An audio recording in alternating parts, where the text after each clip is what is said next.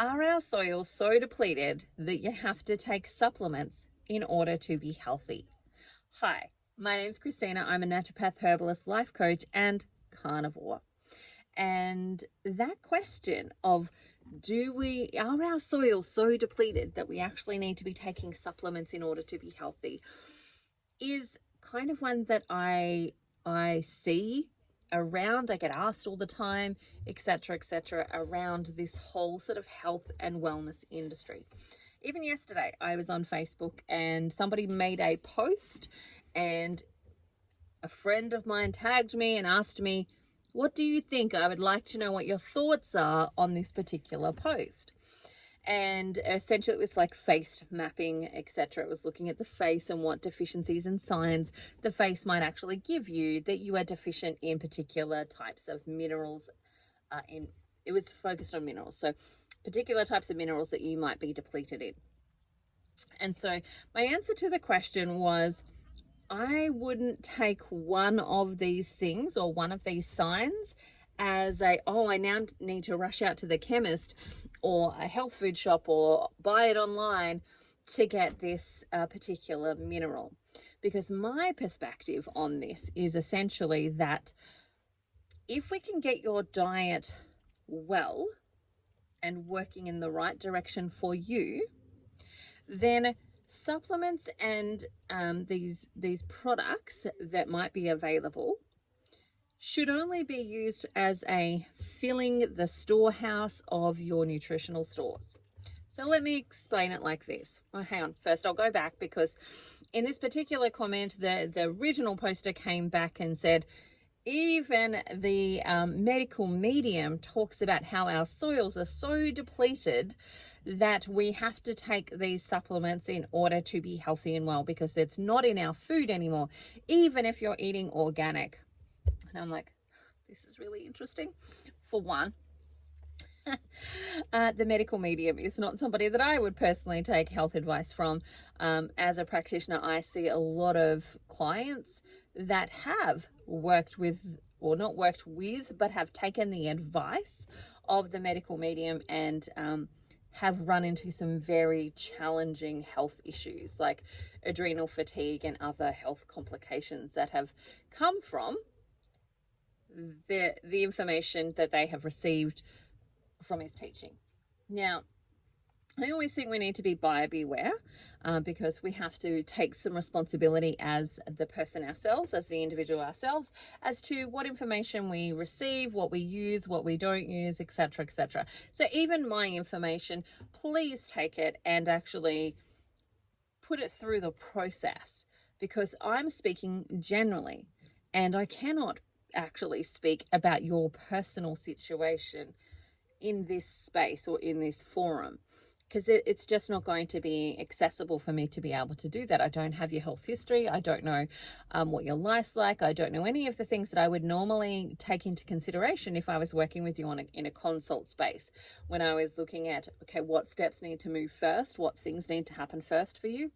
That would happen in a consult where I could start to break down, okay, what are the parameters of your life, what's going on for you, what's going to help you, etc., and break that down into more individualized and more personalized steps for you, or processes for you.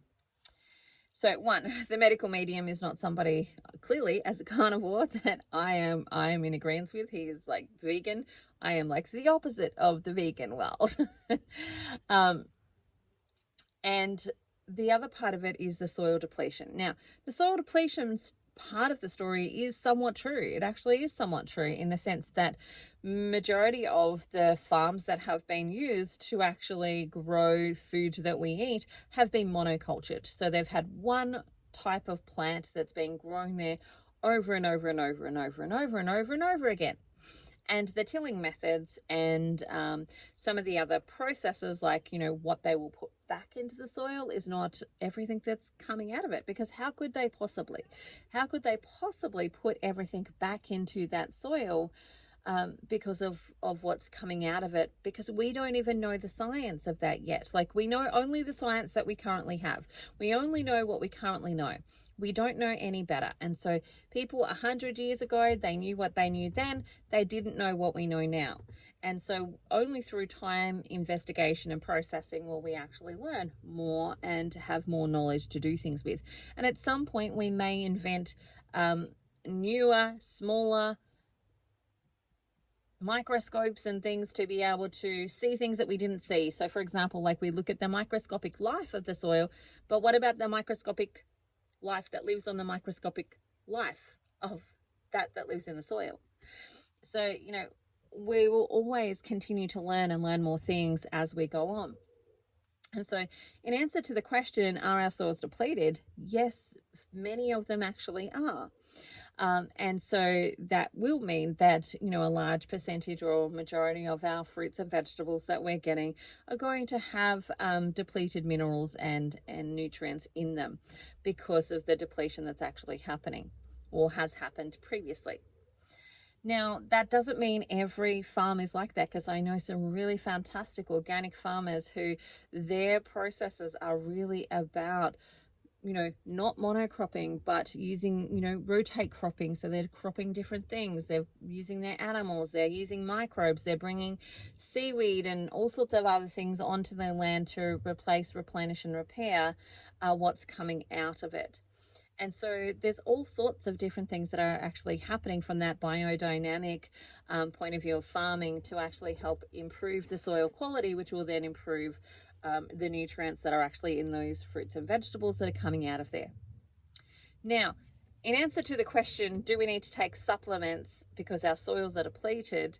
My answer to that is, if you are a plant-based person, yes. The likelihood is, yes, you're going to need to take some supplementation if you're a plant-based person. If majority of your diet is coming from plant-based methods and means, then yes, you are very likely going to need to also pay for supplementation in order for your health to be well. Now,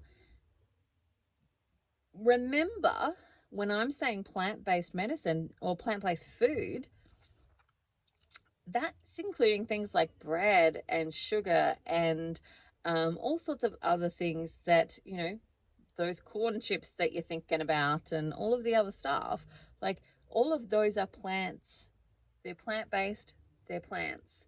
And so quite a lot of people don't actually realize that they have trained themselves to be more predominantly plant-based in their life than they have been carnivore, which was, a vast difference to, some of our very traditional ancestors. So for me, in answer to that question, if you are vegan, vegetarian, or just a standard sad Australian American diet, and you're eating predominantly plants, or at least majority of your diet comes, a big bulk of that comes from plants, then yes, you are going to need some supplementation in order to be healthy and well and to maintain minerals. Now, I want to break this down even further. When our body has to defend itself against the anti-nutrients that are actually in those fruits, vegetables, and plants, then what's going to happen is it's going to take away some of our minerals. So, for example, if you are eating wheat, and this is just one of many grains, if you are eating wheat, for example, and you are bringing that in, there is an anti-nutrient in wheat called phytic acid. Now, that phytic acid, or phytates, they are not just neutral nutrients, but they're anti-nutrients, which means that what they do is they take nutrition from your body as well as stop you from receiving any from the plant. Now, you may be able to do some processes like fermentation. Sourdough, for example, when it comes to wheat, is one of those processes that helps to minimize and break or deactivate the anti-nutrient that you might find in wheat. But all grains, seeds, and nuts have this anti-nutrient in it. So if you're eating almonds and those almonds are coming from the tree, then and you haven't done anything like activate them, then that anti-nutrient is still there. If you are eating even some seeds that have still got their anti-nutrients intact, then that's still there. And not only does it stop you from taking the nutrition from the plant, it actually robs your body of nutrition. So it actually takes with it and binds with things like your minerals within your body. So that's going to make you minerally depleted. And that's just one of the many plants and the many different compounds or plant toxins that our bodies have to deal with. So, you know, we've got oxalates, we've got phytates, we've got salicylates, we've got tons and tons of them. And every one of those is going to either take with it a different or a particular mineral, or it's going to create some sort of inflammatory response within your body. So when your body is going through that space of inflammatory experiences, then it's going to use up more of your nutrients. So for example, if you're having an inflammatory cytokine response, so you're inflamed, hay feverish, histamine sort of response, you're actually going to be using up things like your B vitamins, and you're going to be making your immune system use more nutrients to protect you than if you didn't have that food. And so in answer to the question of, do we need to take supplements because our soils are so depleted? The answer is yes. If you are a plant-based individual, if predominantly most of your diet is coming from plants, or you're eating a significant amount of plants in your actual diet, then the answer is definitely yes. You very well likely need to be replacing those minerals with things that you're losing. Now, you could use things like salt to do that. You could use like good quality salt, not just the table salt that you're going to get at the supermarket. You could use things like colloidal minerals. You could use, there's a whole range of different mineral products. I use different celloids, which is just like a specific mineral. I will use those in clients, but my first approach is always to go with food. So generally speaking, in a consult for me, if I'm working with somebody and I can see that they've got really significantly low minerals in a particular area, then I may supplement that particular mineral to start with. But my intention is never for them to actually be on that mineral forever, or that supplementation forever. It really is until we get to the point that we actually resolve and fill back up their storehouse. And the place that I want to fill up their storehouse is mostly from food, because while I might give a particular mineral, so calcium fluoride, for example, is a particular mineral that is used for children need it because it's for rapid growth.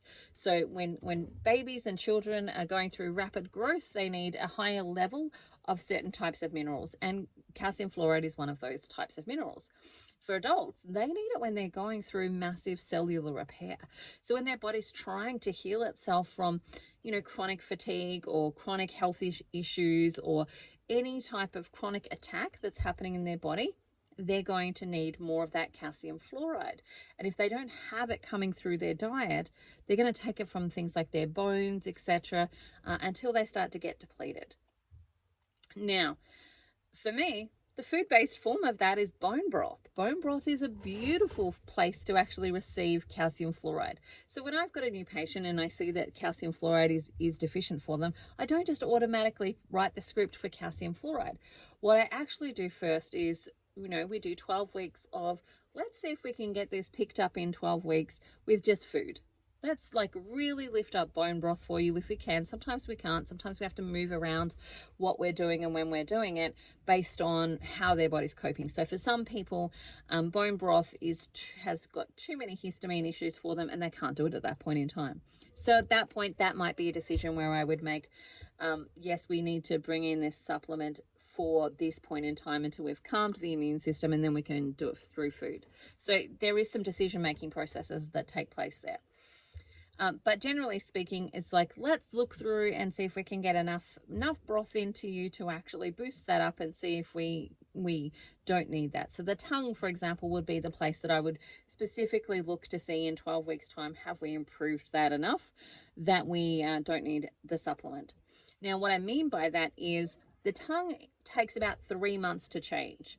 So 12 weeks it takes for the tongue to actually change. And the tongue has got different signs on it that indicate different deficiencies, different things that are going on in the body.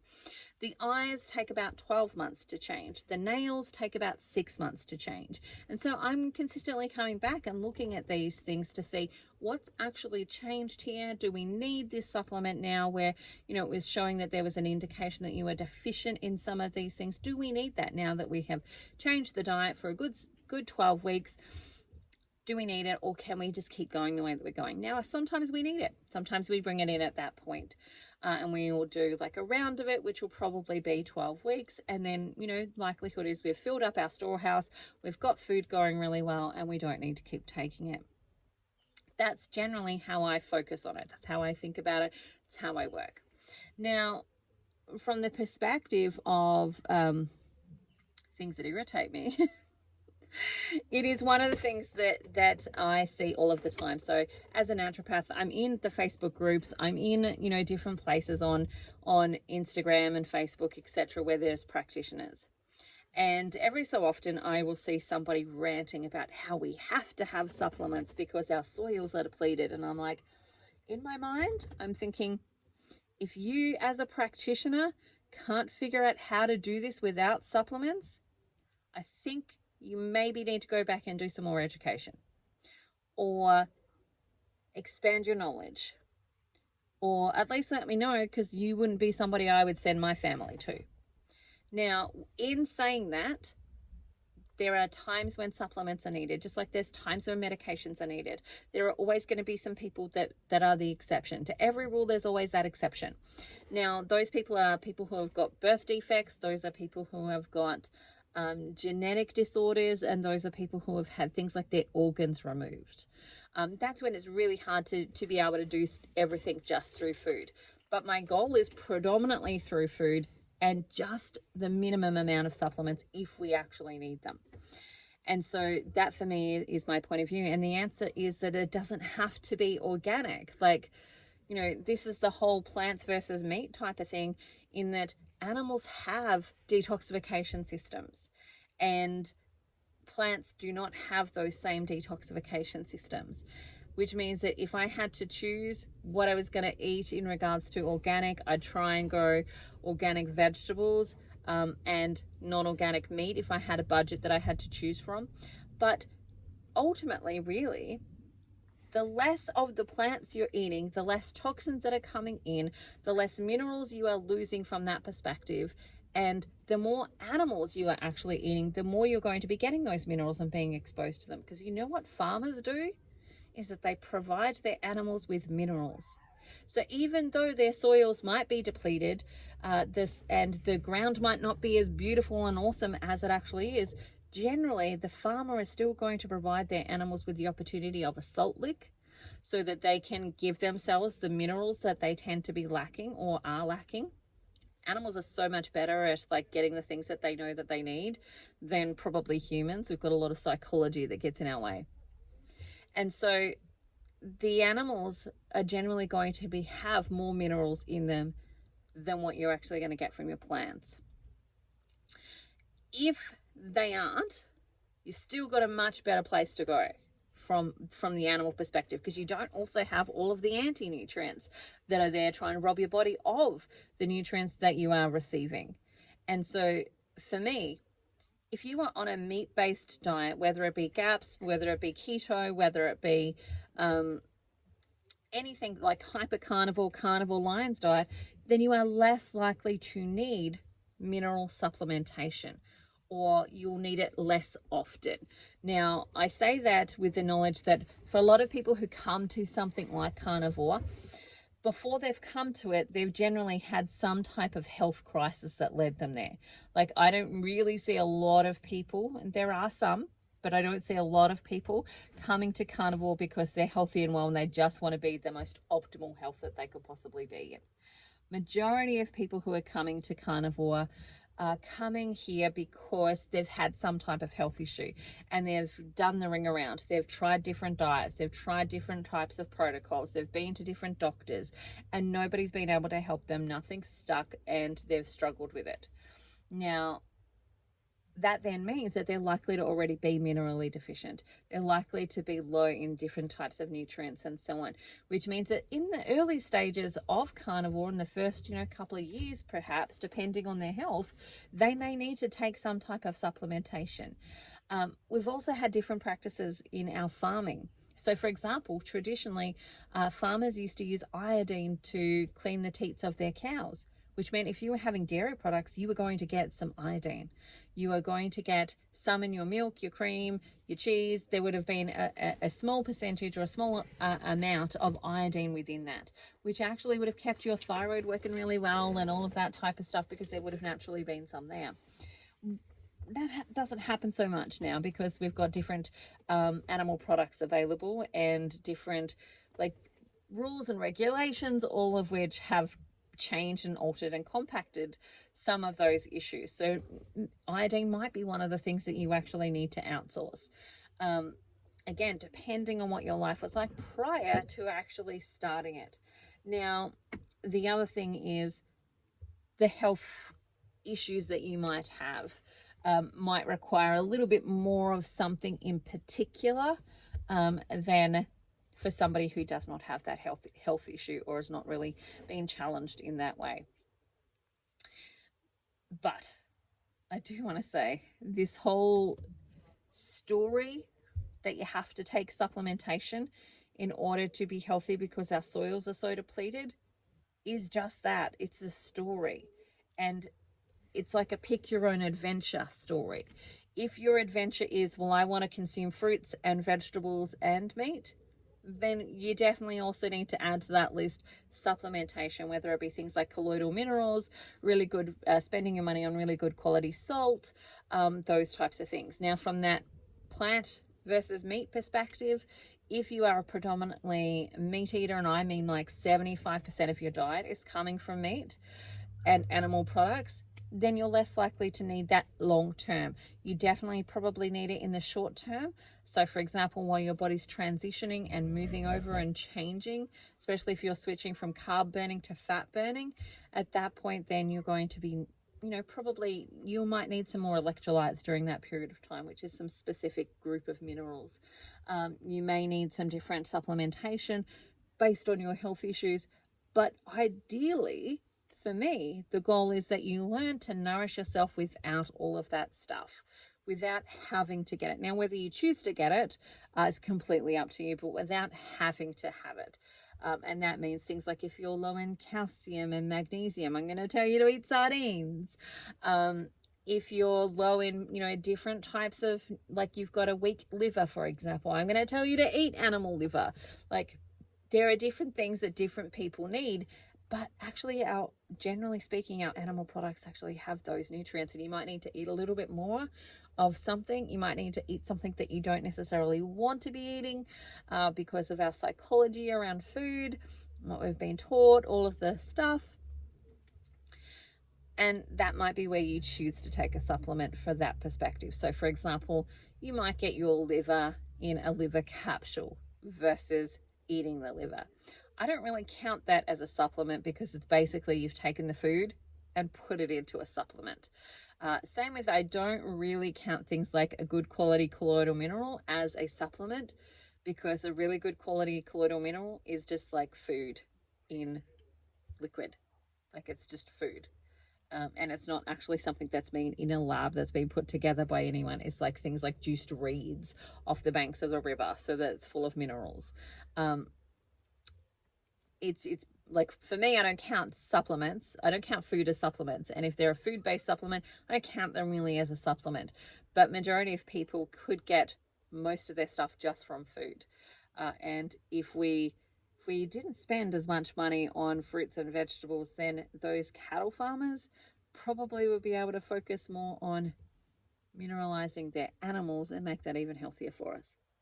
Anyway, I'm going to say goodbye. I hope you have the most amazing day ever. If you do have any questions or any things you'd like me to talk about, let me know, and I would love to do that.